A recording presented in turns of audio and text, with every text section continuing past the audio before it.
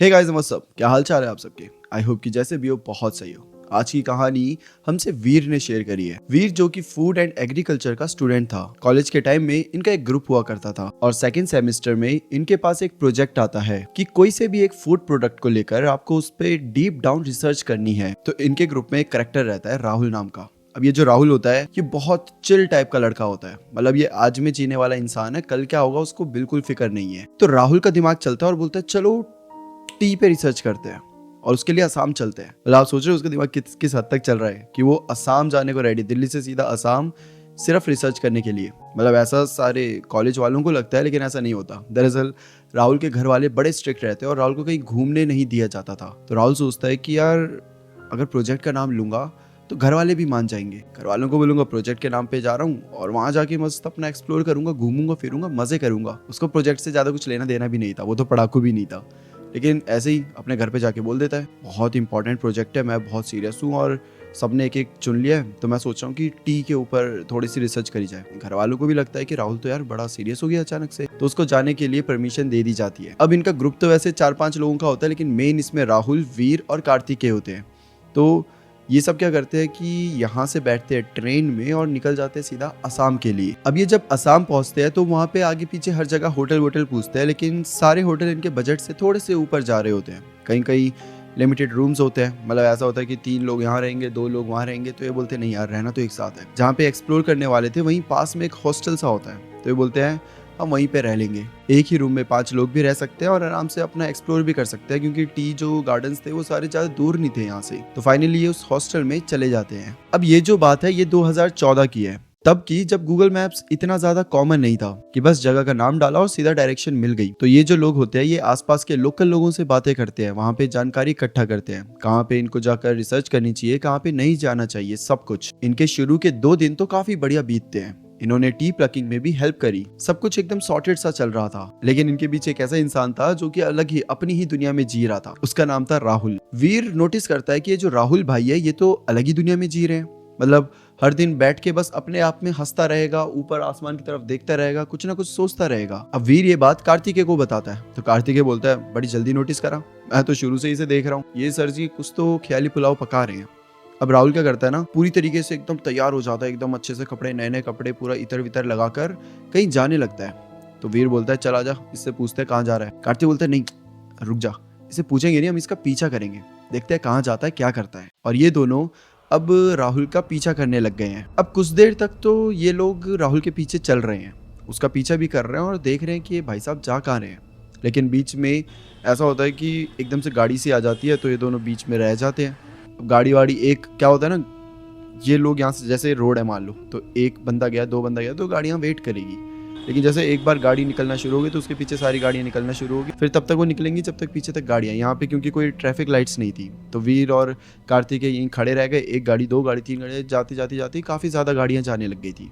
जब तक रोड खाली हुआ राहुल गायब हो चुका था। अब ये दोनों थोड़ी तो आगे जाके देखा इन्होंने, लेकिन राहुल इनको कहीं मिला नहीं। फिर ये दोनों सोचते हैं कि चल राहुल को जाने दे, हम दोनों वापस से अब चलते हैं हॉस्टल की तरफ। अपने बाकी फ्रेंड्स जो इनके 1-2 फ्रेंड्स थे वो भी कॉल कर रहे थे भाई कहाँ रह गए, जल्दी आओ, क्योंकि इनका प्रोजेक्ट भी था ना मेन, तो आए तो प्रोजेक्ट के लिए ही थे। अब राहुल अपनी दुनिया में था लेकिन इनको अपना प्रोजेक्ट कंप्लीट करना था। तो ये दोनों वापस से चले जाते हैं एंड देन ये अपना सारे दोस्तों के साथ मिलकर प्रोजेक्ट्स कंप्लीट कर देते हैं। अब ये आखिरी दिन था, इसके बाद इन्होंने अगले दिन वापस दिल्ली आ जाना था। अब शाम का समय हो चुका है, राहुल अभी भी वापस नहीं आया है। कार्तिकेय, वीर, उसके बाकी दोस्त और जो वहाँ पे हॉस्टल में केयर टेकर था वो भी इनके साथ ही होता है और ये साथ में बैठकर कुछ बातें कर रहे होते हैं। बातों बातों में वो केयर टेकर जो होता है पहले यहाँ की रिच हिस्ट्री बताता है, फिर यहाँ के लोग कैसे हैं वो बताता है, मैं यहाँ क्या कर रहा हूँ, कब से आया हूँ, वो सब बताता है। और फिर एक पॉइंट के बाद टॉपिक आ जाता है भूतों के ऊपर। और भूतों की बात करते करते वो जो केयर टेकर होता है वो इन पूरे ग्रुप को बताता है कि एक बार की बात है, इस गांव में एक लड़की थी, उसके घर में गैस स्टोव जलने से उसकी मौत हो गई थी और उसके बाद से वो यहाँ पर लोगों को दिखना शुरू हो गई। गांव के लोगों का बताना है कि वो लड़की अक्सर उनको शाम के टाइम में दिखती थी, खासकर जहां पर टी प्लकिंग करी जाती थी वहां पर तो लड़की जरूर दिखती थी। वो लड़की किसी को हार्म नहीं करती थी, लेकिन दिखती जरूर थी। अब यहाँ पे ये जो पूरा ग्रुप था ये मजे लेने लग जाता है कि अगर ऐसी बात है तो हमें क्यों नहीं दिखी लड़की अभी तक। तो लड़का जो केयर टेकर होता है वो बोलता है भाई शुक्र मानो कि तुम्हें नहीं दिखी, अगर वो तुम्हें अट्रैक्ट करने लगे तो ऐसा समझो कि वो तुमको अपने साथ अपनी दुनिया में ले जाएगी। अब ये सारी बातें सुनकर वहाँ पर बैठे सारे दोस्त आपस में हंसने लग जाते हैं और साथ में उस केयर टेकर के मजे भी लेने लग जाते हैं कि क्या भाई तुम भी कुछ भी बोलते हो यार, ऐसा थोड़ी ना होता, कुछ भी तुम्हें सुबह से कोई मिला नहीं क्या पागल बनाने को जो हमें पागल बना रहे हो। केयर टेकर बोलता है कि यार देखो मेरी बात सच है, यहाँ इस गाँव से 2 लड़के गायब हो चुके हैं और तब से ये बात गांव वालों में बहुत सीरियसली फैली है। जिसपे वीर बोलता है कि भाई अगर ऐसी बात है तो फिर आप तांत्रिक वगैरह को क्यों नहीं बुलाते। जिसपे केयरटेकर बोलता है कि आपको क्या लगता है हमने किसी को बुलाया नहीं होगा, हम गांव वालों ने कितने तांत्रिकों को बुलाया, उसके उस लड़की के घर वालों ने कितने पंडितों को बुलाया, सबको बुला के देख लिया, सब कुछ करके देख लिया, बट फिर भी उसकी आत्मा दिखाई ही देती है। और जब इन सारी चीजों से कोई फर्क नहीं पड़ा तो अब गांव वालों को ये पता चल चुका है कि उसकी आत्मा को अगर मतलब आप देख भी लो सामने से तो बस रिएक्ट मत करो, इग्नोर कर दो। वैसे इस बात को 2-4 साल हो चुके हैं, 2-4 साल से सुनने में नहीं आया कि किसी ने उसको देखा भी है। शायद वो चली गई है, अब तो गांव वाले भी उसको भूल चुके हैं। तभी वीर के दिमाग में एक बात सडनली स्ट्राइक करती है कि राहुल अभी तक घर नहीं आया। वो कार्तिकेय को बोलता है कि भाई काफी देर हो गई यार, राहुल कहाँ पर है। तो जो लड़का होता है वो पूछता है कि क्या हुआ। तो वीर और कार्तिकेय उस लड़के को बताते हैं, उस केयर टेकर को, कि हमारा दोस्त राहुल तब से बाहर है और अभी तक घर वापस नहीं आया। तो वो भी बोलता है कि हाँ घूम रहा होगा, डिनर विनर करके ही आएगा शायद। तो ये बाकी ग्रुप भी सोचता है कि हाँ यार ये राहुल इतने टाइम बाद तो कभी बाहर आता है, जब बाहर आता है तो वो ऐसा ही करता है, क्योंकि राहुल को मैंने बताया था ना उसके घर वाले जाने नहीं देते। तो जब भी वो कभी ट्रिप पे जाता है ना तो पूरा मजा लेता है, मतलब लाइक सुबह से गायब हो जाएगा, रात को जाके मिलेगा। लेकिन ऐसा नहीं है कि गायब हो जाएगा, बट हाँ ऐसा रहता है कि उसके प्लान्स रहते ही है कि अगर सब एक जगह आ भी गए तो बोलेगा मैं बस आधे घंटे में थोड़ा और घूम के आ जाता हूँ, और वो कहीं और घूमने चला। ऐसा होता था उसका। बट इस बार ऐसा था कि इसने किसी को बताया भी नहीं, राहुल ने कुछ भी नहीं बताया और बस गायब हो गया है। अब देखते देखते रात के 9 बज जाते हैं और राहुल का कुछ पता ही नहीं चलता। अब ये सब परेशान होने लगते हैं कि भाई ये गया कहाँ आखिर। और फिर एक एक करके सब निकलते हैं ढूंढने। कार्तिकेय, वीर, उसके 2 दोस्त और वो केयरटेकर लड़का सब राहुल को ढूंढने के लिए निकल पड़ते हैं। अब ये सब सबसे पहले उस रास्ते पे जाते हैं जहाँ इन्होंने आखिरी बार राहुल को जाते हुए देखा था। वहां जाने के बाद ये राहुल को आवाजें देते हैं। राहुल तो कोई रिस्पॉन्स नहीं देता, लेकिन आसपास के जो पड़ोसी लोग होते हैं वो घर के बाहर निकल आते हैं। इन सबसे पूछते हैं कि क्या हुआ। तो ये इन्हें बताते कि हमारे साथ का एक लड़का था, वो मिल नहीं रहा, वो गायब हो गया। अब ये सुनकर अड़ोस पड़ोस के लोग भी सब बाहर आ जाते हैं और इन सब की हेल्प करने लग जाते हैं। राहुल को पूरा खोजा जाता है और फिर राहुल इनको मिलता है एक खेत में बेहोशी की हालत में। राहुल के होंठ नीले पड़ चुके थे और उसकी पूरी बॉडी ठंडी पड़ चुकी थी। कार्तिकेय और वीर दोनों राहुल की बॉडी को अच्छे से उठाते हैं, पहले तो उसे जगाने की कोशिश करते हैं, लेकिन राहुल बहुत गंदा बेहोश हुआ पड़ा था। उसके बाद सब लोग उसे पास की एक दुकान में ले जाते हैं, वहां पर बिठाते हैं, आग लगाते हैं ताकि उसकी बॉडी गर्म हो सके। एंड देन फाइनली कुछ देर बाद राहुल को होश आ जाता है। पहले तो सब शांत रहते हैं, फिर उससे पूछते हैं कि तू कहाँ था, क्या कर रहा था और यहाँ पे ऐसे बेहोश कैसे हो गया। राहुल पहले तो बिल्कुल शॉक्ड होता है, पहले तो उससे कुछ बोला ही नहीं जाता, वो बस एक साइड घूर रहा होता है। और फिर एकदम से राहुल सारे गांव वालों को देख के एक चीज पूछता है, जूरी कौन है। जूरी का नाम सुनते ही सारे गांव वाले एकदम से शांत हो जाते हैं, लाइक सबके सब एक साथ जैसे कि किसी फ्लैशबैक में चले गए हो। अब कार्तिक और वीर भी बाकी गांव वालों से बोलते हैं कि